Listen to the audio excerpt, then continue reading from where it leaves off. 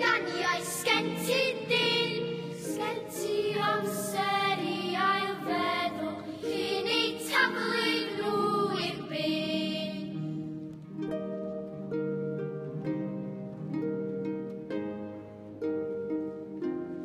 Casgla'r haen fel trigareddau, adeilad a bentwr mawr, yna tro nhw'n drysor newydd, fel mae machlud yn troi nhw awr.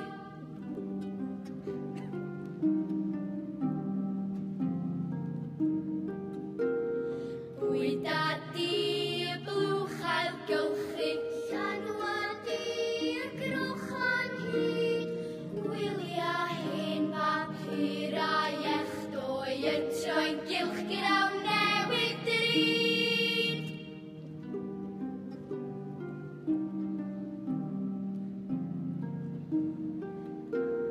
Tro